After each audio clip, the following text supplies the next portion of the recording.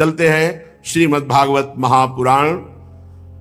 भगवान जी ने वृत्तासुर का पावन चरित्र सुनाया तो श्री परीक्षित जी के मन में प्रश्न उठा सुखदेव जी के सुनाने पर कि वृत्तासुर का जो राक्षसी स्वभाव, रजोगुणी तमोगुणी, उसकी भगवान में इतनी सुदृढ़ भक्ति ये तो बड़े बड़े परमहंसों की होती है। हम देखते हैं कि प्रायः सतोगुणी देवता होते हैं, बड़े बड़े पवित्र हृदय के ऋषि भी होते हैं, लेकिन भगवान की ऐसी भय की स्थिति में अनन्य प्रेममयी स्थिति तो सिद्ध पुरुष की होती है। बड़े बड़े देवता और ऋषि भी ऐसे अवसरों पर भगवान के चिंतन से चूक जाते हैं। सामने मृत्यु खड़ी है, उस समय भगवान का चिंतन। कुछ बिरले ही हैं जो ऐसी भक्ति प्राप्त करते हैं। प्रायः साधन करके मोक्ष प्राप्त करने वाले तो हजारों हो सकते हैं, लेकिन ऐसी भागवती की स्थिति महामुने, करोड़ों सिद्धों में भी ऐसी स्थिति मिलना बड़ा कठिन है जो एकमात्र भगवान के परायण है। और वो स्थिति हमने देखी वृत्तासुर जी में। वृत्तासुर असुर स्वभाव वाले, भयंकर और भागवतिक सर्वश्रेष्ठ स्थिति, ऐसा कैसे हो गया? ये रजोगुणी तमोगुणी स्वभाव वाले दैत्य भाव को और इतनी ऊंची भागवती की स्थिति कैसी हो गई? प्रभु, इस विषय में हमें बड़ा संदेह है और आप जैसे परमहंस महापुरुष ही इसका निवारण कर सकते हैं। श्री सुखदेव जी ने कहा, परीक्षित तुम सावधान होकर सुनो, इनके पूर्व जन्म को नहीं जानते हो इसलिए ऐसा प्रश्न करते हो। यह प्रसंग मैंने भगवान श्री कृष्ण द्वैपायन व्यासदेव जी के द्वारा सुना है। प्राचीन काल की बात है, सूरसेन देश में एक चक्रवर्ती सम्राट, अगर इस प्रसंग को बहुत ध्यान से सुनोगे तो काफी लाभ प्राप्त होगा। मोह का नाश करने वाला बहुत उत्तम प्रसंग है, अहंकार का दमन करने वाला बहुत उत्तम प्रसंग है, भगवत प्राप्ति के लिए बहुत उत्तम प्रसंग है। प्राचीन काल की बात है, सूरसेन देश में चक्रवर्ती सम्राट महाराज चित्रकेतु राज्य करते थे। वो इतने धर्मात्मा थे कि बिना जोते बोए पृथ्वी अपने आप अन्न देती थी, अपने आप रस देती थी, अपने आप फल देती थी। गेहूं बोने की जरूरत नहीं, अपने आप जैसे जंगली फल फूल होते हैं ऐसे सब अन्न रस फल फूल होते थे। धर्मात्मा राजा की ऐसी राज्यवृत्ति में स्वयं पृथ्वी सब फल फूल अन्न रस देती थी बिना जोते बोए। और उनके 1 करोड़ रानियां थी। संतान नहीं हो रही थी तो रानियां बढ़ाते चले जा रहे थे और किसी में भी ऐसी सामर्थ्य नहीं कि संतान उत्पन्न कर दे। इसका आध्यात्मिक भाव समझ लीजिए। चित्त ही चित्त केतु है और उसकी करोड़ों वृत्तियां ही रानियां हैं और उसका फल भगवान की प्राप्ति है। अगर वृत्ति भगवान में नहीं लगी तो व्यर्थ ही है। ये करोड़ों वृत्तियां ही रानियां हैं और चित्रकेतु अर्थात चित्त ही, चित्त की वृत्तियां करोड़ों होती हैं, चित्त एक और चित्त की वृत्तियां करोड़ों, और उसका फल भगवान वासुदेव की प्राप्ति हो जाना, वही संतान की उत्पत्ति है। किसी में भी फल उत्पन्न करने की, संतान उत्पन्न करने की योग्यता नहीं रही। रानियां बढ़ती गई 1 करोड़, कोई संतान नहीं, कोई गर्भ धारण करने की सामर्थ्य नहीं रख रही थी। चित्रकेतु के पास किसी बात की कमी नहीं थी।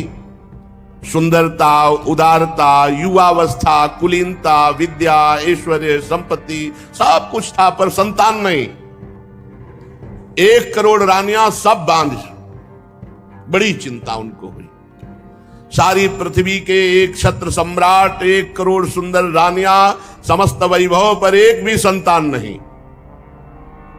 अब उनके हृदय में बहुत जलन, बहुत ताप कि मेरा जीवन व्यर्थ है। जो गृहस्थ है और उसके पुत्र संतान नहीं होती, उसको पुत नाम का नरक प्राप्त होता है। अगर भगवान को अपना मानकर भजन कर ले तो हर ऋण से मुक्त होकर परम पद को प्राप्त हो जाता है। कल एक विदेश से आए हुए भगत थे, शायद ऑस्ट्रेलिया या कहां, इसे बोल रहे थे। कहे थे हम दो चार साल से प्रवचन सुन, बड़े अच्छे साधक थे, तो उन काम भगवान का भजन न करें। मेहनत से कमाते हैं, कभी कोई पाप कर्म नहीं करते, किसी से कोई मतलब नहीं है, अपने परिवार का पोषण करते हैं, जरूरी भगवान का भजन करना, फिर क्या हमें मोक्ष नहीं प्राप्त होगा? हम कहा नहीं, दुर्गति प्राप्त होगी। क्यों? हम कोई पाप कर्म करते हैं? नहीं। पर मालिक की संपत्ति को मुनीम हड़प ले तो सबसे पहले बुद्धि खराब हो गई। भगवान की वस्तु को तुम अपना मान रहे हो और भगवान का स्मरण नहीं कर रहे हो, भगवान को समर्पित नहीं कर रहे हो, अपराध है। नाथ सकल संपदा तुम्हारी, मैं सेवक समेत सुतनारी, और राधा राधा राधा, और सारे कर्म भगवान को समर्पित। अब मोक्ष हो जाएगा, अब कल्याण हो जाएगा। बोले नियत खराब ना हो तो? नियत तो पहले ही खराब कर दी। मालिक की संपत्ति को अपनी मान करके भोग रहे हो, नियत तो पहले ही खराब कर दी। यही बिना अध्यात्म के सूक्ष्मता को समझे जीव, ऐसा क्या भजन की जरूरत है? हम अपने परिवार, तुम्हारा परिवार है, तुमने पैदा किया है। 1 करोड़ रानियां एक भी पुत्र नहीं पैदा कर पा रहे। भगवान ने तुम्हें दिया, स्त्री दिया, पुत्र दिया, घर दिया, मकान दिया, दुनिया की सब संपत्ति तुम्हें जो दी, तो तदीयम वस्तु गोविंदम तुभ्यमेव समर्पये, उससे भगवान की आराधना करो, भगवान का स्मरण करो। अगर ये नहीं करते हो, नर्तन कर फल विषय न भाई, भजिए राम सब काम भियाई, तो तुम्हारी नियत खराब है, तुम्हें दंड मिलेगा। बड़े अंदर से जल रहे महाराज चित्रकेतु की 1 करोड़ रानियां, एक भी पुत्र नहीं।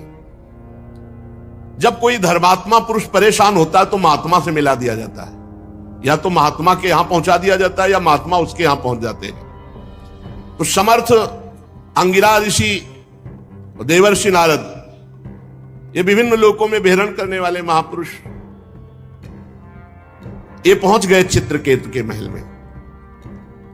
राजा ने देखा अंगिरा जी पधारे, प्रत्युत्थान अर्घादि अर्पित करके साष्टांग प्रणाम किया, बैठा ला, आतिथ्य सत्कार किया, और चित्रकेतु जी चरणों के समीप बैठ गए। अंगिरा जी ने कहा कि राजा तुम दुखी से दिखाई दे रहे हो, तुम्हारा राष्ट्र, कोष, सेना, परिवार, ये सब ठीक है ना? कौन सी परेशानी, तुम चिंताग्रस्त कैसे हो? और राजन, सुखी वही होता है जो अपने मन को वश में कर लेता है। सब कुछ ठीक हो लेकिन मन वश में ना हो तो जलाता रहता है, उक्लेश देता रहता है। बड़े बड़े लोकपाल भले अधीन हो जाएं, लेकिन अगर मन अधीन नहीं हुआ तो वो असंतुष्ट जलता रहेगा। तुम संतुष्ट नहीं हो, क्या बात है? क्योंकि असंतुष्टता का कारण कामना होती है। तुम्हारे मुख पर चिंता स्पष्ट झलक रही है, असंतोष झलक रहा है, स्वयं तुम ही उसके कारण हो। क्या कामना कर बैठे हो? महाराज अंगिरा ऋषि तो त्रिकालज्ञ थे, पर उनके मुख से कहलाना चाहते थे। सम्राट चित्रकेतु ने कहा, भगवान, जिन योगियों की तपस्या, ज्ञान, धारणा, ध्यान, समाधि के द्वारा सारे पाप नष्ट हो चुके हैं, जिनका जीवत्व तो नष्ट हो चुका है, वो त्रिकालज्ञ होते हैं। उनको अंतर और बाहर दोनों बातें पता होती है, और वो बातें आपको पता है। मैं जानता हूं आप त्रिकालज्ञ महापुरुष हैं। ऐसा होने पर भी जब आप जानबूझकर मुझसे ही सुनना चाहते हैं, तो मैं आपकी आज्ञा मान करके निवेदन करता हूं। मुझे पृथ्वी का एक छत्र साम्राज्य प्राप्त है, ऐश्वर्य प्राप्त है, संपत्तियां प्राप्त हैं, लोकपाल भी जिनके लिए लालायित रहते हैं ऐसे भोग प्राप्त हैं। 1 करोड़ रानियां हैं, फिर भी एक भी संतान नहीं। महाभाग्यवान महर्षि, मैं तो बहुत दुखी हूं, और मैं ही दुखी नहीं, मेरे पितर भी दुखी हैं, क्योंकि उनको पिंडदान नहीं मिलेगा। जब संतान ही नहीं तो क्या होगा? अब परलोक में मुझे नरक मिलेगा। ऐसी व्यवस्था कर दीजिए कि लोक परलोक मेरा सुखमय हो जाए। श्री सुखदेव जी कहते हैं, परीक्षित, जब राजा चित्रकेतु ने इस प्रकार प्रार्थना की तो सर्व समर्थ्यम परम कृपालु ब्रह्मपुत्र भगवान अंगिरा ने त्वष्टा देवता के योग्य चरु निर्माण करके उनका यजन किया, और चित्रकेतु की सबसे बड़ी रानी, जो सद्गुणवती और महान स्वभाव वाली, कृतद्युति उनका नाम था। महर्षि अंगिरा ने मंत्रों के द्वारा यजन किया हुआ चरु उन्हीं को केवल दिया, कृतद्युति को। राजा चित्रकेतु से कहा, तुम्हारी पत्नी के गर्भ से एक पुत्र होगा जो तुम्हें हर्ष और शोक दोनों प्रदान करेगा। और ऐसा कहकर अंतर्ध्यान हो गए। चित्रकेतु को एक बात केवल सुनाई दी, तुम्हारे पुत्र होगा। आगे की बात नहीं सुनाई दी, जो हर्ष और सुख प्रदान करने वाला होगा। महारानी कृतद्युति प्रसाद को जो मंत्र से अभिषिक्त था पाया और गर्भ धारण किया। अब तो रोज चित्रकेतु के हृदय में अपार आनंद और सीधे राजकाज करके कृतद्युति के ही महल में जाना। कृतद्युति का गर्भ शुक्ल पक्ष के चंद्रमा के समान दिनों दिन क्रमशः बढ़ने लगा। समय आने पर महारानी कृतद्युति के गर्भ से एक सुंदर पुत्र हुआ। जिस दिन से गर्भ रहा उस दिन से गर्भ जब आज प्रकट हुआ, महाराज रोज वहीं जाते और ये बात शेष रानियों के हृदय में आग पैदा कर दी कि आने की तो बात क्या, देखते भी नहीं महाराज, बस जब देखो कृतद्युति के महल में। अब जब पुत्र हुआ तो महाराज ने राजकाज में भी जाना कम कर दिया, बस इतने आनंदित पुत्र के लाड़ प्यार में खूब लुटाया हर्ष। सम्राट थे, कोई कमी तो थी नहीं। वस्त्राभूषणों से सुसज्जित होकर ब्राह्मणों से स्वस्थ वाचन कराया, पुत्र का जात कर्म संस्कार करवाया और ब्रह्म ऋषियों को ब्राह्मणों को सोना चांदी वस्त्र आभूषण गांव के गांव और घोड़े हाथी 6 अर्बुद गौओं का दान किया। 6 अर्बुद। राजा चित्रकेतु पुत्र के लिए धान सब कुछ जो जो मांगा सब कुछ ब्रह्म ऋषियों को, मांगने वालों को। जैसे मेघ वर्षा करता है ऐसे धन की वर्षा की चित्रकेतु जी ने, क्योंकि बड़ी कठिनाई और कामनाओं के बाद पुत्र की प्राप्ति हुई। महारानी कृतद्युति बहुत गर्व में, क्योंकि पुत्र हुआ तो उनका सबसे बड़ा सम्मान। 1 करोड़ रानियां थी, अन्य रानियों के हृदय में बहुत ही सवतिया डाह, ये बहुत जलन वाला होता है। एकत्रित होने लगी और कहे बहन तुम्हारे यहां आए महाराज? बोले नहीं हमारे यहां। बोले देख रही हो रोज कृतद्युति के पास जाते हैं, हम देख रहे हैं कि महाराज कृतद्युति को प्यार कर रहे हैं क्योंकि उनके पुत्र हुआ, हम सब बांझ हैं इसलिए हमारा तिरस्कार कर रहे हैं।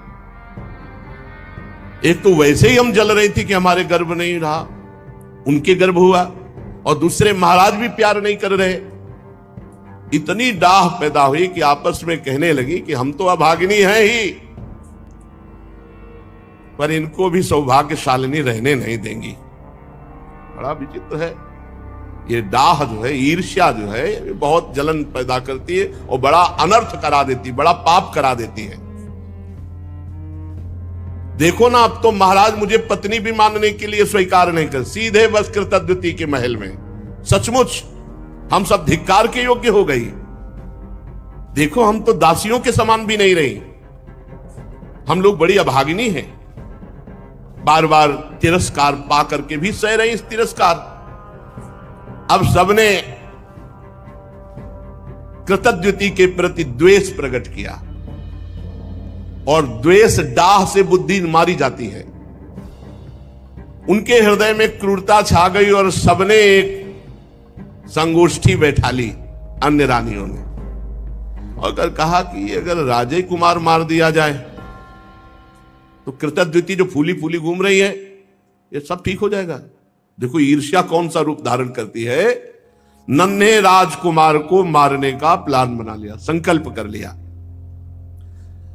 अब प्रायः धाय मां राजकुमार की सेवा में कई लगी रहती थी। एक धाय को संपत्ति और भय, संपत्ति दिया और भय के अगर नहीं करेगी तो तेरे मृत्यु दंड दिलाएंगे। तो वो तो रानियां ही हैं, भयभीत होकर के बच्चे के दुग्ध में हलाहल जहर डाल करके पिला दिया गया। देखो ईर्ष्या के कारण इनको यह ध्यान नहीं रहा कि महाराज की हालत क्या होगी। अपने हृदय की जलन मिटाने के लिए कितना बड़ा अनर्थ कार्य कर दिया कि पूरे राज्य का भविष्य उन्होंने चौपट कर दिया। अब जब बच्चा सो रहा है तो नजदीक जाकर कृतद्युति लौट आती, हाल तो बहुत आनंद से सो रहा है, इधर उधर डोलती, लेकिन बहुत समय हो गया। तब धाय से कहा उठाकर ला बालक को, जो आ गया। धाय उस बालक को देखकर चीख पड़ी, क्योंकि अलग अलग धाय होती थी, पूरा नीला शरीर पड़ चुका था। हाय हाय चिल्लाने लगी और मूर्छित सी हो गई। घाय की दशा देखकर रानी दौड़ करके गई और देखा पूरा शरीर नीला, क्योंकि इतना जोर का जहर दिया गया था कि बचने की संभावना ना हो। आंखें उलट गई थी, पूरा शरीर, मुख से फेन निकल रहा था, प्राण निकल चुके थे, मृत शरीर। देखते ही वो तो मां थी, शोक से मूर्छित होकर गिर गई। शरीर अस्त व्यस्त, फिर होश आवे, फिर मूर्छित। रनिवास की सब रानियां एकत्रित हो गई। वो हत्यारिणी भी वो कृतज्ञता से ज्यादा नाटक कर रही थी रोने और बेहोश होने का, जिन्होंने जहर दिलाया था। कोई जान ही न पावे कि ये सूचना राजा को। अब सोचो राजा की हालत क्या हुई होगी, जो इतनी मनौती के बाद एक पुत्र हुआ था। महाराज तो ये बात सुनते ही कि राजकुमार की मृत्यु हो गई, धड़ाम से गिर गए। मंत्री आज उनको पकड़ करके धीरे धीरे ला रहे, बाल खुले हुए, बस वो तो वही जानते हैं जिनके हृदय में कभी ऐसी पीड़ा हुई हो। लंबी लंबी सांस लेते हैं, आंसुओं की धारा कपोल को भिगो रही और कुछ बोल नहीं पा रहे, बस फिर मूर्छित हो जाते। फिर मंत्रीगण उठाकर उनको महल तक लाए। पति प्राणा रानी कृतज्ञता अपने पति की दशा और अपने बच्चे की दशा देखकर विलाप कर रही। महारानी की भी स्थिति, महाराज की स्थिति, पूरा नगर व्याकुल, पूरा महल हाहाकार। अरे विधाता, तू कितना निर्दयी है, कृतज्ञता जी कहती है। तू अपनी सृष्टि के प्रतिकूल चेष्टा करता है। बड़े आश्चर्य की बात है, हम बूढ़े तो जिंदा बैठे, हमारा बच्चा पधार गया। क्या बिगाड़ा था तुम्हारा इस बच्चे ने, या क्या बिगाड़ा था हमने? वास्तव में अपने पापों का कर्म भोगना पड़ता है। प्राणियों के जन्म मरण का कोई और दोषी नहीं, अपने ही कर्म होते हैं, अपना ही प्रारब्ध होता है। अगर अपना ही प्रारब्ध सब कुछ है तो विधाता तो किस बात का विधाता? हमें लगता है कि तूने कभी किसी से संबंध नहीं जोड़ा, स्नेह नहीं किया, प्रेम नहीं किया, इसीलिए तू इतना निठुर है। इस बच्चे को मार करके तेरे को क्या मिला? फिर दौड़ करके पुत्र को छाती से लगा दी। बेटा, तुम मुझे अनाथ और दीन करके क्यों चले गए? आंख खोलो तो सही। ऐसे जैसे मोह आविष्ट जन, ऐसे विलाप। राजकुमार उठो उठो, देखो तुम्हारे पिता कितने व्याकुल हो रहे, देखो हमने कितना सुंदर भोजन बना रखा, ऐसे विलाप कर रहे हैं। प्यारे लाल, अगर तुम्हारी मुखारविंद की मुस्कुराहट देखने को नहीं मिली तो मेरे प्राण निकल जाएंगे। श्री सुखदेव जी कहते, परीक्षित, चित्रकेतु और रानी कृतज्ञता अपने मरे हुए पुत्र को बार बार छाती से लगा के ऐसे फूट फूट कर रो रहे हैं, विलाप कर रहे हैं। सारा नगर शोक में डूब गया कि अरे, भविष्य में होने वाले राजकुमार राजा होते और उनको विष दे दिया गया। ऐसा अब कोई वहां समझाने वाला तो है नहीं। फिर वही दोनों महापुरुष आ गए, महर्षि अंगिरा और देव ऋषि नारद जी। इसी अशोक जब कोलाहल मचा हुआ है महान दुख का। राजा चित्रकेतु तो मृत प्राय होकर पुत्र के पैरों के पास पड़े हैं। अंगिरा और देवर्षि नारद जी गए और कहा, राजेंद्र उठो उठो।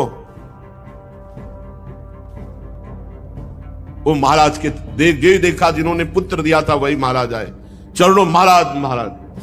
उन्होंने कहा, राजन सावधान सावधान, तुम जिसके लिए इतना शोक कर रहे हो वो बालक पहले तुम्हारे पूर्व के जन्म में कौन था जानते हो? तुम उसके कौन थे जानते हो? अगले जन्म में वो तुम्हारा क्या बनेगा, तुम उसके कौन बनोगे जानते हो? अरे राजन, जैसे हवा के प्रवाह से बालू कण मिल जाते हैं फिर अलग हो जाते हैं, ऐसे ये ना यहां कोई किसी की पत्नी, ना कोई किसी का पुत्र है, कर्मानुसार कुछ समय के लिए आया फिर चला जाएगा। जैसे कुछ बीजों से दूसरे बीज उत्पन्न होते हैं और नष्ट हो जाते हैं, ऐसे भगवान की माया की प्रेरणा से कुछ उत्पन्न होते हैं, कुछ नष्ट होते रहते हैं। यह चक्र चलता रहता है। सत्य वस्तु परमात्मा है। सत्य वस्तु ये पुत्र पत्नी ये व्यवहार नहीं है, इनमें विराजमान परमात्मा है। भगवान सबके अधिपति हैं। जन्म मृत्यु आदि विकार शरीर के होना है, निश्चित होना है, सबके होंगे, हम तुम भी जाएंगे। और उस परमात्मा का कभी नाश नहीं होता, अविनाशी का। राजन, जैसे बच्चे घर घरौंदे बनाते हैं, खेल खिलौने बनाते हैं, खेलते हैं, बिगाड़ देते हैं, ऐसे ये संसार का खेल है। वो भगवान इसको अपने आप में रचता है, अपने आप से खेलता है, अपने आप का विनाश करता है। तुम क्यों इतना विकल हो रहे हो? पिता की देह द्वारा माता की देह से पुत्र की देह की उत्पत्ति होती है। पिता, माता और पुत्र, इन तीनों में परमात्मा विराजमान है, कोई नहीं जान पाता। बाहरी दृष्टि से अपने संबंधों को मान लेते हैं और जब समय आता है बिछुड़ते तो हाय हाय करते हैं। ये सब अविद्या कल्पित, माया कल्पित है। जब महर्षि अंगिरा और देवर्षि नारद जी चित्रकूट को समझा बुझा रहे थे तब उन्होंने मुख धोया और धैर्य धारण करके कहा कि ज्ञानवान महान आप, इस समय मेरी बुद्धि काम नहीं कर रही। आप अवधूत वेश में हम पर कृपा करने भगवान ही आए हैं। मैं जानता हूं भगवान के प्यारे ब्रह्मवेत्ता जब हम जैसे कोई धर्मात्मा दुखी होते तो अपने आप आकर कृपा करते हैं। सनत कुमार, नारद, ऋभु, अंगिरा, देवल, असित, अपांतरतम, भगवान व्यासदेव, मार्कंडे, गौतम, वशिष्ठ, भगवान परशुराम, कपिल देव, शुकदेव, दुर्वासा, याज्ञवल्की, जातुकर्ण, आरुणि, रोमस, च्यवन, दत्तात्रेय, आसुरी, पतंजलि, वेदशिरा, बौद्ध मुनि, पंचशिरा, हिरण्यनाभ, कौशल्य, श्रुतदेव, ऋतध्वज, ये सिद्धेश्वर भूमंडल में घूमते ही रहते हैं। जब किसी धर्मात्मा पुरुष को कोई विपत्ति आती है तो किसी न किसी रूप में बदल कर आते हैं और उसका सहयोग करते हैं, ज्ञान उपदेश करते हैं। हमें लगता है आप लोग हमें ज्ञान उपदेश करने के लिए आए हो। तो महर्षि अंगिरा ने कहा, राजन जरा नेत्र खोल करके देखो, मैं अंगिरा ऋषि देवर्षि नारद है। जब तुम पुत्र प्राप्ति के लिए विकल होकर बोले थे, हम ही ने तुम्हें पुत्र प्राप्ति का वरदान दिया था और कहा था तुम्हें हर्ष और शोक होगा। ये तुम्हारे सामने खड़े भगवान के स्वरूप देवर्षि नारद हैं। जब हम लोगों ने देखा कि तुम्हारा जैसा धर्मात्मा राजा पुत्र शोक से अज्ञान अंधकार में डूब रहा है तो सोचा चलो धर्मात्मा को शोक में डूबने का अवसर नहीं दिया जाता। तुम्हारे ऊपर अनुग्रह करने के लिए, कृपा करने के लिए भगवान ने हम दोनों को भेजा है। सच्ची बात तो यह है कि जो धर्म का पालन करता है वो शोक करने योग्य नहीं होता। वैसे तो मैं तुम्हें जब पहली बार ही आया था तो तुम्हें ब्रह्म ज्ञान का उपदेश देने के लिए आया था, लेकिन देखा कि तुम पुत्र कामना से युक्त हो तो पहले तुम्हारी यह कामना नष्ट हो तब तुम्हें ज्ञान की प्राप्ति होगी। इसलिए मैंने तुम्हें ज्ञान न देकर पुत्र दिया। अब तुम स्वयं अनुभव करो क्या सत्य है, पुत्रवान को कितना दुख होता है। यही बात स्त्री, घर, धन, विविध प्रकार की ईश्वर संपत्तियां जिसमें हम अपनापन कर लेते हैं वो परिणाम में दुख ही देता है, क्योंकि संसार दुखालयम अशाश्वतम। राजन, ये शोक मोह भय दुख का कारण है भगवान से विमुख होना। ये मन के खेल खिलौने हैं, ये माया का जादू है। इसलिए सृष्टि के राग में न फंस करके जो भगवान का भजन करता है वही शोक रहित होता है। तुम परमात्मा में स्थित हो। देवर्षि नारद जी ने कहा, राजन मैं तुम्हें एक मंत्र देता हूं, इस मंत्र का जाप करो। 7 दिन में भगवान शंकर शेष जी का तुम्हें दर्शन हो जाएगा। भगवान शंकर आदि ने श्री शंकरषण देव की ही चरणों का आश्रय लिया था और द्वैत का भ्रम त्याग कर महामहिमा में शुद्ध ज्ञान को, इससे बढ़कर कोई नहीं है, इसी को परम पद कहते हैं। देखा कि मंत्र लेने में रुचि नहीं है क्योंकि पुत्र पधारा, शोक और उस समय मंत्र। देवर्षि नारद जी ने आकर्षण किया उस जीवात्मा का जो पुत्र के रूप में आई थी। देवर्षि नारद जी ने कहा, जीवात्मन पश्य भद्रम ते मातरम पितरम चते सुहृदो बांधवा तप्ता सुचा त्वत्कृते आभृशम कलेवरम स्वाम अविश्य शेषमायु सुहृदव्रता भुंक्ष भोगान पितृ प्रत्तान तिष्ठ निर्वासनम। चलो इस शरीर में आ जाओ और पूरी आयु व्यतीत करके तब फिर यहां से जाना। आ जाओ, जीवात्मा को बुलाया। ये देखो तुम्हारे पिता कैसे व्यतीत हो रहे हैं, माता कैसे, और सब पूरा महल के साथ रो रहा है। आओ और पिता के दिए हुए भोगों को भोगो और मैं कह रहा हूं पूरी आयु व्यतीत करो। चलो अपने शरीर पे आ जाओ। जीवात्मा ने आवाज की, कहा, देवर्षि जी आप कह रहे हैं, आप कह रहे हैं कि मेरे पिता है, माता है। अरे इसके कितनी बार मैं बाप बन चुका हूं, कितनी बार इसका माता बन चुका हूं। ये मेरा माता पिता नहीं है। ये कितनी बार भाई बन चुका है, कितनी बार नाती बन चुका है, कितनी बार हमारा शत्रु बन चुका है। ये कितनी बार हमसे उदासीन हुआ है, कितनी बार हमसे द्वेष किया है। अपने कर्मानुसार मैं आज इसका पुत्र बना था, बस इतने समय के लिए, ये मेरा कोई नहीं है। जैसे व्यापारी के पास से सामान एक के पास दूसरे के पास जाती रहती है, ऐसे कर्मानुसार जीव एक के पास दूसरे के पास जाता रहता है। विचार करने से पता चलता है 4 दिन इसके यहां जन्म ले लिया, ये हाय हाय करके कह रहा है मेरा पुत्र मेरा पुत्र। ये सुना रहे हैं सबको, सबके बीच में सुना रहे हैं। नित्य अहंकार रहित वो जब जीव अपने कर्मानुसार गर्भ में आता है, तभी तक, जब तक शरीर में रहता है तभी तक वो माता पिता मानता है। इसके बाद कुछ नहीं उसकी याद, कोई उसका नहीं। जैसे कोई लोग पूछते हैं कि हम जब मर के जाएंगे तो हमारे पिता हमसे बात करेंगे, माता बस शरीर तक, शरीर छूटा काम खत्म। शरीर तक केवल संबंध। मैं अविनाशी हूं, मैं सूक्ष्म हूं, जन्मादि से रहित हूं, अपने कर्मवश इसके गर्भ में आया था। ये ना मेरी माता है ना मैं इसका पुत्र हूं, जन्म मृत्यु से रहित हूं, मैं ईश्वर स्वरूप हूं। ना तो मेरा कोई प्रिय है ना कोई अप्रिय है, ना मेरा कोई अपना है ना कोई पराया है, ना कोई हित है ना कोई अहित है, ना कोई मित्र है ना कोई शत्रु है। मैं सबसे उदासीन, मैं अद्वितीय हूं। इस शरीर कर्मानुसार ग्रहण करने मात्र से केवल कुछ समय के लिए मैं पुत्र बना था। राजा से कहा सुनो, और देवर्षि नारद जी से जीवात्मा ने कहा कि अब इस शरीर, गंदे शरीर को मैं स्वीकार नहीं करता। राजा ने कहा कि जाओ जाओ, मोह नष्ट हो गया। क्योंकि जब ज्ञान की बात सुनी, जीवात्मा ऐसा कहकर अंतर ध्यान हो गया, राजा का मोह बंधन कटा। फिर उन्होंने मंत्र लिया। पहले मंत्र, मोह गए बिनु राम पद होई न दृढ़। बहुत मोह विचित्र होता है। अब तो राजा ने उदासीन होकर के कहा इसका जात संस्कार कर दो। शरीर का और दैहिक क्रियाएं पूर्ण की गई। राजा ने दुस्त्यज स्नेह का त्याग किया, और जिन रानियों ने बच्चे को विष दिया था वे सब बाल हत्या के कारण श्रीहीन हो गई। अब तो हाय हाय उनके हृदय में जलन, अब उसका पाप का सब चिल्ला चिल्ला कर कहने लगे कि मैंने विष दिया। पाप छुपता नहीं, वो नष्ट करता है। अंगिरा जी ने उनको भी उपदेश दिया, बाल हत्या का प्रायश्चित करवाया, मात्सरहीन करके उनको भजन में लगाया।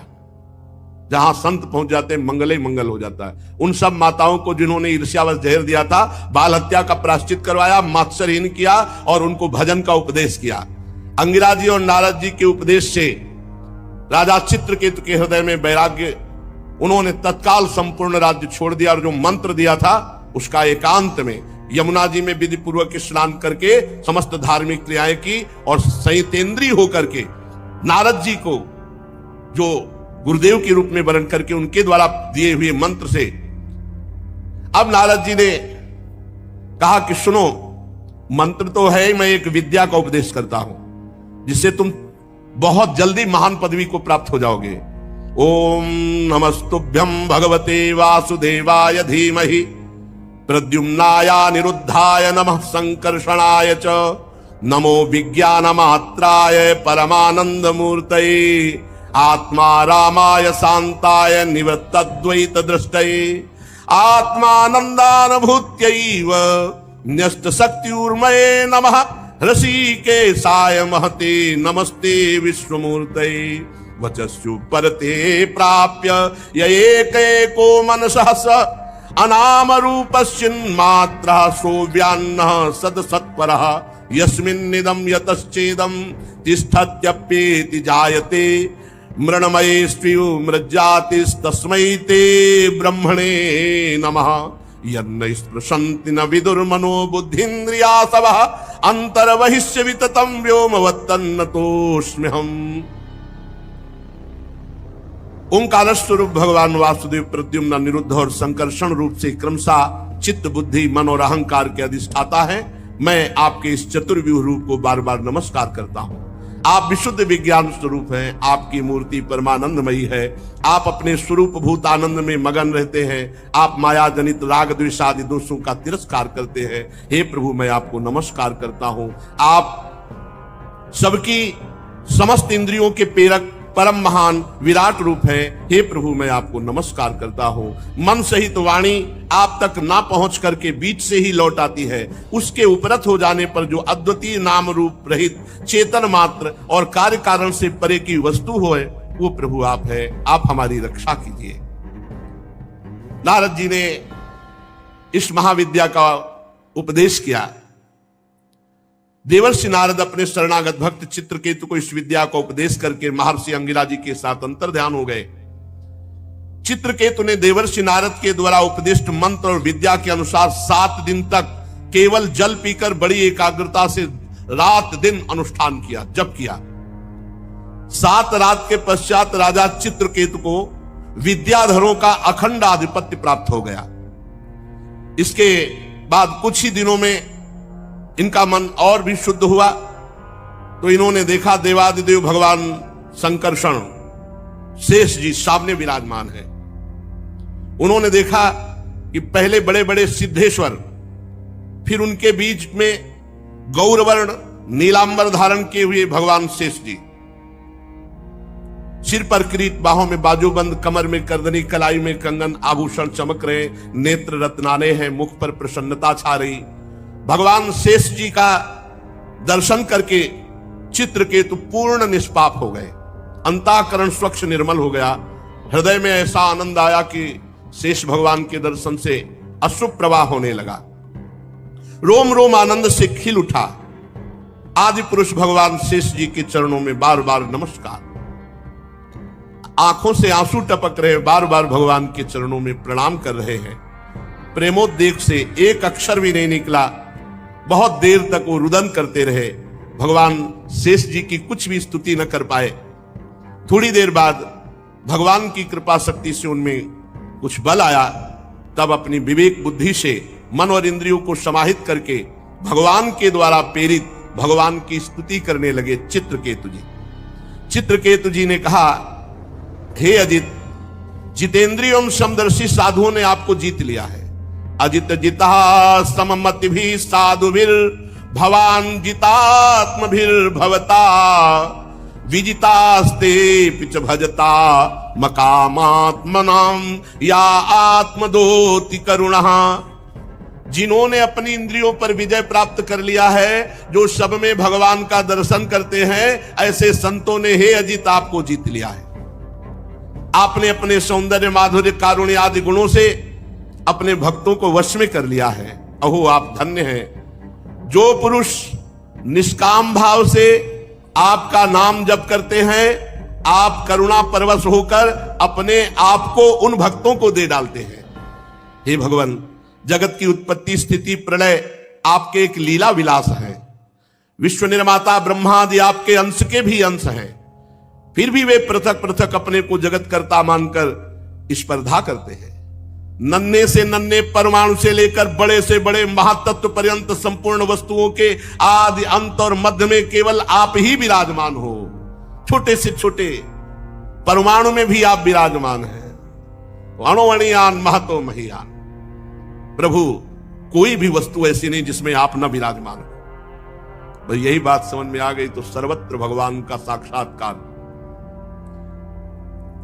जो नर पशु केवल विषय भोगों में लगे हुए हैं, आपका भजन नहीं करते हैं, उनको नरक की प्राप्ति होती है। आप कह दो कि हम कुछ पाप नहीं, रह ही नहीं सकते बिना पाप किए। अगर भगवान का भजन नहीं तो बुद्धि शुद्ध नहीं तो पापाचरण तो होगी। और सबसे पहली बात, आप भेजे ही गए हो भजन करने के लिए मानव देह में। यदि सत्कर्म नहीं किया, भजन नहीं किया तो अपराध है, दंडनीय। ये भागवती का अपराध है। राजकुल का नाश होने के बाद जैसे उसके अनुयायियों की जीविका चली जाती है, ऐसे ही जो देवताओं की आराधना करते हैं, तो जब सृष्टि में उनका नाश होता है तो उनके आराधकों का भी नाश हो जाता है। हे परमात्मन, आप ज्ञान स्वरूप है।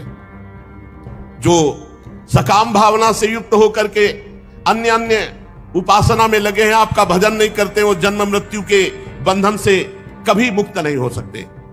जीव को सुख दुख की प्राप्ति कराने वाली ये कामनाएं ही हैं, ये द्वंद्व हैं। इसलिए हे अजित, विशुद्ध भागवत धर्म का जिसने आश्रय ले लिया, जो निरंतर भजन करता है, जिसके आप ही हो संग्रह परिग्रह अकिंचन है, जो आप में ही अपनी अहमता ममता समर्पित कर दिया है, वो इस आवागमन से मुक्त हो जाता है। अन्य कोई उपाय नहीं।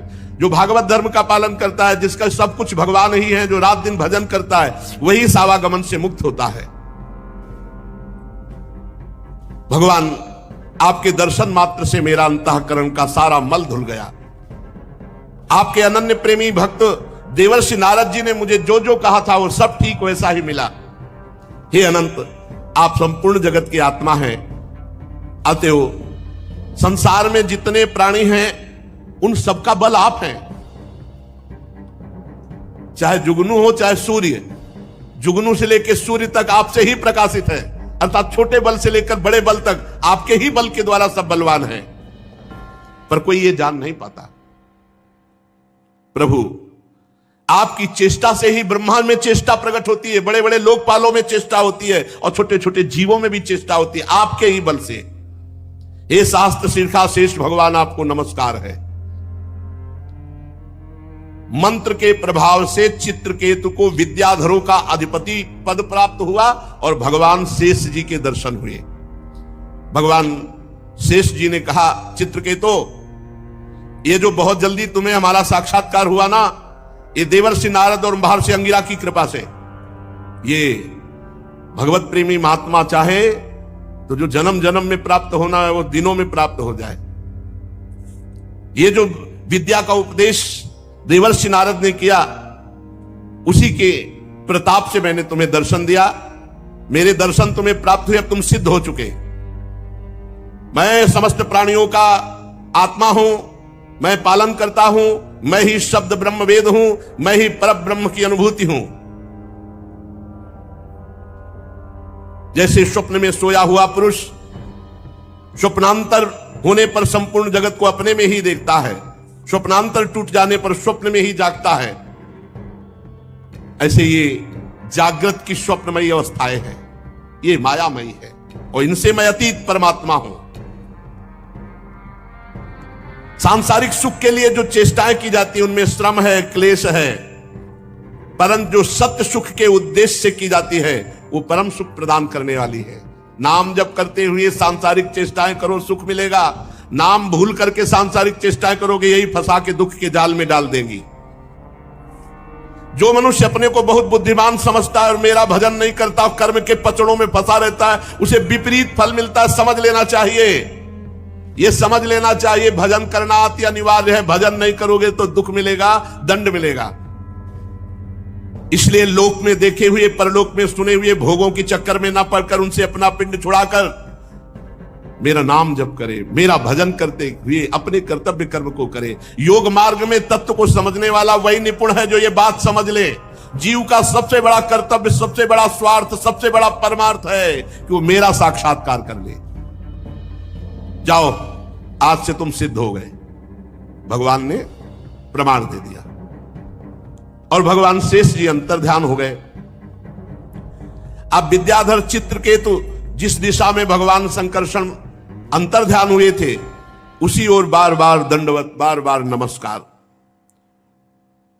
अब तो महायोगी हो गया चित्रकेतु, विद्याधरों का अधिपति और भगवान संकर्षण का कृपा पात्र।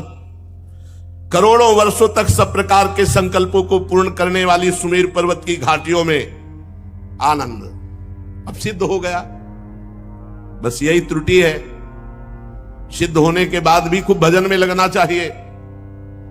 इसीलिए जो सावधान पुरुष हैं, जैसे पकड़े हुए मृग पर कभी विश्वास नहीं, ऐसे मन पर कभी विश्वास नहीं। सुमेरु पर्वत की दिव्य घाटियों में विहार, शरीर का बल और इंद्रियों का बल छोड़, क्योंकि सिद्ध। अब बड़े बड़े जन इनकी स्तुति करते, उनकी प्रेरणा से विद्याधरों की स्त्रियां उनके पास जाती। बहुत सावधानी की जरूरत है, बहुत सावधानी की। पूरे जीवन आजीवन भजन परायण। अब एक दिन की बात है कि चित्रकेतु तेजोमय दिव्य विमान पर, जो उनको प्राप्त हुआ था विद्याधरों के अधिपति पद पर, तो निकले विमान पर चढ़े चढ़े तो देखा कुछ ऋषि जो है बैठे हो, भगवान शंकर उपदेश कर रहे हैं, तो विमान पर चढ़े चढ़े गए। अरे थोड़ा तो बुद्धि ठिकाने रहनी चाहिए, ये अहंकार आ गया। देखो, ए भगवत साक्षात्कार के बाद भी अगर भजन में त्रुटि हो गई तो किसी और की माया नहीं, उन्हीं की माया है, उतने पे भी भ्रम पैदा कर देगी। ये भी बात समझ लो। इसीलिए जो सिद्ध महापुरुष होते हैं रात दिन भजन में लगे रहते हैं, भजन से नहीं हटते। ये नहीं कि सिद्ध हो गए तो अब चलो सुमेरु की घाटियों पर विहार करते हैं। देख लो उद्दंडता नहीं गई महाराज चित्रकेतु की, बहुत जल्दी सिद्ध हो गए। 7 दिन में तो अधिपति पद प्राप्त हो गया, क्योंकि ऋषि कृपा हो गई। सत्संग बराबर मिलना चाहिए, भजन बराबर होना चाहिए। न सिद्धों की भी बुद्धि में फर्क डाल देती माया। ज्ञानी नाम पिचेता से देवी भगवती हिसाब बलादा कृष्ण मोहाय महामाया प्रेक्षती। उन्होंने विमान पर चढ़े चढ़े देखा कि बहुत से मुनियों की सभा लगी हुई है, बड़े बड़े सिद्ध बैठे हुए हैं, और भगवान शिव आसन पर बैठे हुए, और भगवती पार्वती जी बामांग की गोद में विराजमान है। भगवान शिव की बाईं जंघा पर अंबा पार्वती जी विराजमान है, और बड़े बड़े ऋषि मुनियों के बीच में बैठे हुए उपदेश कर रहे हैं। चित्रकेतु विमान पर चढ़े चढ़े ही पहुंच गया। अरे इतना तो हो साला चाहिए कि तुम्हारे से ज्यादा सिद्ध वहां जमीन में बैठे हैं, और सब सिद्धों के गुरु भगवान शंकर। तो ये विमान ही पे चढ़ा गया नीचे। विमान को ऐसे नीचे मतलब जमीन में नहीं उतारा, ऐसे बीच इच्छाधारी विमान होते, जो आप इच्छा करो वैसे विमान। तो ऐसे भगवान शंकर के समकक्ष विमान लेके गया। बड़ा भारी अपराध है, बड़ा भारी अपराध। विमान पर चढ़े चढ़े उनके पास गया, और पार्वती जी तरफ देख करके हंसने लगा, और जोर जोर से कहने लगा, एस लोक गुरु साक्षात धर्मम वक्ता शरीरिणाम आस्ते मुख्या सभायाम वही मुथुनि भूय भार्यया जटाधरस की व्रतपा ब्रह्मवादी सभापति अंगीकृत स्त्रियम चास्ते गत ही प्राकृतो यथा। वो तो थोड़ा और अशुद्ध शब्द बोल रहा है। विमान पे चढ़े थे, बुद्धि भ्रष्ट हो गई। बहुत कितना कड़ुआ बोला, मतलब भगवान के सामने कोई बोल सकता है, और ये नहीं जानते कि वही पार्वती है, वही शिव है। अरे महायोगी भगवान शिव। भगवान शंकर तो मुस्कुरा दिए, जैसे छोटा बच्चा कोई उद्दंडता पूर्वक बोले तो पिता मुस्कुरा देते ना। तो भगवान शंकर, भगवान अपि तच्छ्रुत्वा प्रास्या अगाध धीर नृपा, अगाध ब्रह्मबोध प्रदान करने वाले भगवान शिव तो केवल मुस्कुरा दिए, बच्चा है। चित्रकेतु अब भी कटाक्ष करके पार्वती जी की तरफ हंस रहा था। भगवान शिव शांत बैठे। सब ऋषि मुनि, अरे इसकी बुद्धि भ्रष्ट क्या बोल रहा है। अरे सनकादि ऋषि मुनि हुआ कोई थोड़ी है कि सब सिद्ध भगवत प्राप्त महापुरुष वहां बैठे, ब्रह्मबोध चर्चा हो रही। चित्रकेतु को भगवान शंकर का प्रभाव नहीं मालूम था, सत्संग नहीं हुआ। बहुत काल सत्संग करने से तब बात भक्तमाली जी कह रहे थे, तो बिना सत्संग के भगवान मिल सकते, उद्दंडता नहीं जा सकती। अगर साधु सेवन किया होता ना 2-4 साल, लंगोटी धोया होता महात्मा की, तो इसकी बुद्धि खराब नहीं होती। मंत्र दे दिया, 7 दिन में मंत्र के प्रभाव से विद्याधर का अधिपति बना। थोड़े दिन और जब किया, संकर्षण भगवान का दर्शन हो गया। अभी एक कुछ दिन रहता संतों की, नारद जी के पास, संतों के पास रहता, तो उद्दंडता ना रहती इसकी। इतनी बड़ी उद्दंडता। जितने भी सभा में बैठे थे सब की रुद्र दृष्टि हो गई। कैसे बात कर रहा है भगवान शिव से, कैसे बात कर रहा है। चित्रकेतु को भगवान शंकर का प्रभाव नहीं पता था, इसलिए वो ऐसे अशुद्ध शब्द बोल गया, और उसको एक अहंकार हो गया। रुषाहा देवी दृष्टाय निर्जितात्माभिमानिने, उसको घमंड था कि मैं विद्याधरों का अधिपति हूं और मैंने संकर्षण भगवान का साक्षात्कार किया। ये बहुत ही आश्चर्य की बात है। इसीलिए सत्संग अनिवार्य है। कोई भी कितना भी बड़ा सत्संग अनिवार्य है। घमंड आ गया, घमंड ना होता तो भगवान शंकर को देख के साष्टांग दंडवत होता, विमान से कूद पड़ता। विमान पे चढ़े चढ़े वहां गया। पार्वती जी ने कहा, भगवान शिव तो कुछ नहीं बोले, और सभा में सबको रोष था, लेकिन सब मर्यादित, बिना शिव आज्ञा के कोई कुछ कह नहीं सकता। तो पार्वती जी बोले, अयम किम धुना लोके शास्ता दंड धरा प्रभु, हम जैसे निर्लज्जों को दंड देने वाले तुम भगवान हुए हो। वो मुझे नहीं पता था कि तुम हम जैसों को दंड देने वाले हो। निर्लज्ज शासन करने चला है। जान पड़ता है ये जो सामने बैठे हैं ब्रह्मा जी, भृगु जी, नारद जी, सनक सनंदन सनातन सनत कुमार, कपिल देव जी, मनु जी, ये जो बड़े बड़े नीचे बैठे हुए भगवान शिव से सत्संग कर रहे हैं, इनको ज्ञान नहीं है। तू आया धर्म मर्यादा का उल्लंघन करने वाले भगवान शिव को उपदेश देने। ये ब्रह्मादि महापुरुष बैठ करके चरणों की आराधना करके उपदेश सुन रहे हैं। उन्हीं मंगलों को मंगल बनाने वाले साक्षात जगत गुरु भगवान शंकर का अपमान करने वाले तू शासन करने आया है। तू किनके ऊपर शासन की चेष्टा कर रहा है?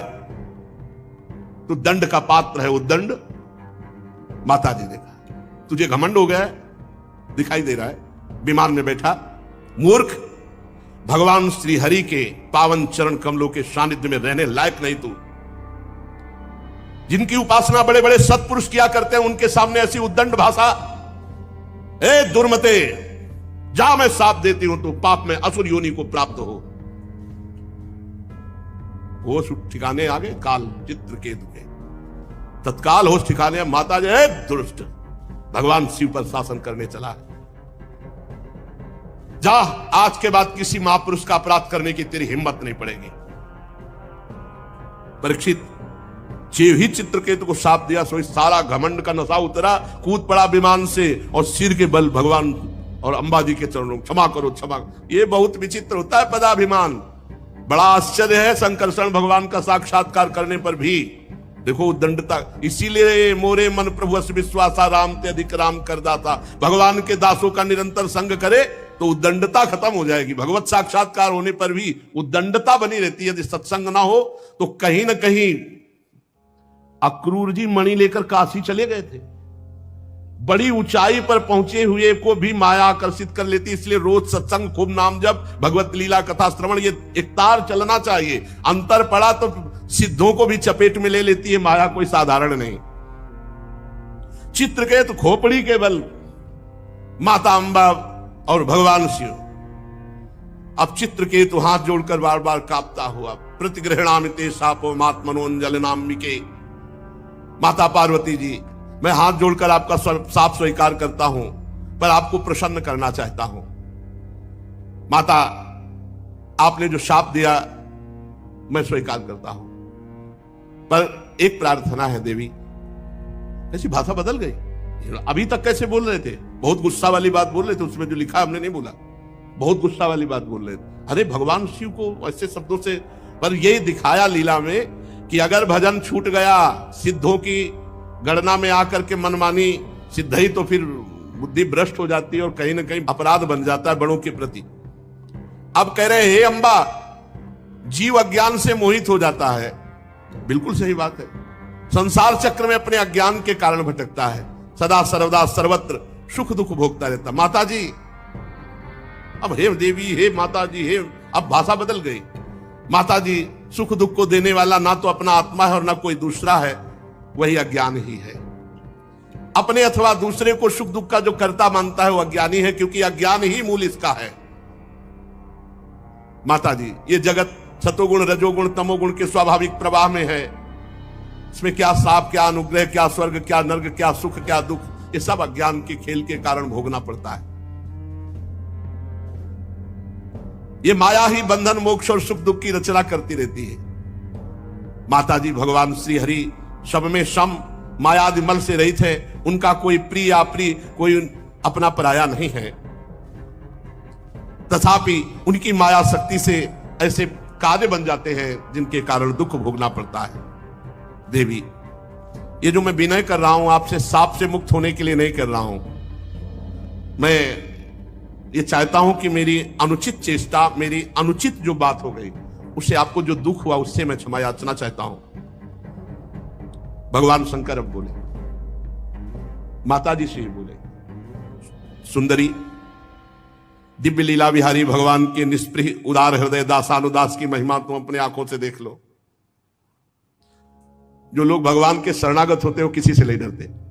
भगवान शिव का कैसा अगाध, कितना प्रेम है हरि से, कि देखो महिमा देखो उनकी। ये उन्हीं की महिमा से विमान पे चढ़े चढ़े हमें डांट रहा था। ये उनकी महिमा है। सुंदरी, दिव्य लीला विहारी भगवान के निष्प्रिय और उदार हृदय दासानुदासों की महिमा तुमने अपनी आंखों से देख ली। ये भगवान की महिमा, श्री हरि की महिमा। इसमें भगवान शिव गुस्सा नहीं हो रहे, वो महिमा देख रहे हैं श्री हरि की। जो लोग भगवान के शरणागत होते हैं देवी, वो किसी से नहीं डरते, क्योंकि उन्हें स्वर्ग मोक्ष नर्क इन सब में एक भगवान की ही कृपा दिखाई देती है, उनको कोई डर नहीं है। जीवों को भगवान की लीला से ही देह का संयोग होने के कारण सुख दुख जन्म मरण शाप अनुग्रह आदि द्वंद्व प्राप्त होते हैं। ओ मुझे नहीं पता था कि तुम हम जैसों को दंड देने वाले हो। निर्लज्ज शासन करने चला है। जान पड़ता है ये जो सामने बैठे हैं ब्रह्मा जी, भृगु जी, नारद जी, सनक सनंदन सनातन सनत कुमार, कपिल देव जी, मनु जी, ये जो बड़े बड़े नीचे बैठे हुए भगवान शिव से सत्संग कर रहे हैं, इनको ज्ञान नहीं है। तू आया धर्म मर्यादा का उल्लंघन करने वाले भगवान शिव को उपदेश देने। ये ब्रह्मादि महापुरुष बैठ करके चरणों की आराधना करके उपदेश सुन रहे हैं। उन्हीं मंगलों को मंगल बनाने वाले साक्षात जगत गुरु भगवान शंकर का अपमान करने वाले तू शासन करने आया है। तू किनके ऊपर शासन की चेष्टा कर रहा है? तू दंड का पात्र है। वो दंड माता जी ने कहा। तुझे घमंड हो गया है, दिखाई दे रहा है विमान में बैठा मूर्ख। भगवान श्री हरि के पावन चरण कमलों के सानिध्य में रहने लायक नहीं तू। जिनकी उपासना बड़े बड़े सत्पुरुष किया करते हैं, उनके सामने ऐसी उद्दंड भाषा। ए दुर्मते, जा मैं साप देती हूं, तू पाप में असुर योनि को प्राप्त हो। होश ठिकाने आ गए काल चित्रकेतु के। तत्काल होश ठिकाने। माता जी दुष्ट, भगवान शिव पर शासन करने चला है। जा, आज के बाद किसी महापुरुष का अपराध करने की तेरी हिम्मत नहीं पड़ेगी। परीक्षित जीव ही चित्रकेतु को साप दिया, सो सारा घमंड का नशा उतरा, कूद पड़ा विमान से और सिर के बल भगवान और अंबा जी के चरणों, क्षमा करो क्षमा। ये बहुत विचित्र होता है पदाभिमान। बड़ा आश्चर्य है संकर्षण भगवान का साक्षात्कार करने पर भी। देखो दंडता। इसीलिए मोरे मन प्रभु अस विश्वासा, राम ते अधिक राम कर दाता। भगवान के दासों का निरंतर संग करे तो उद्दंडता खत्म हो जाएगी। भगवत साक्षात्कार होने पर भी उद्दंडता बनी रहती है। यदि सत्संग ना हो तो कहीं ना कहीं अक्रूर जी मणि लेकर काशी चले गए थे।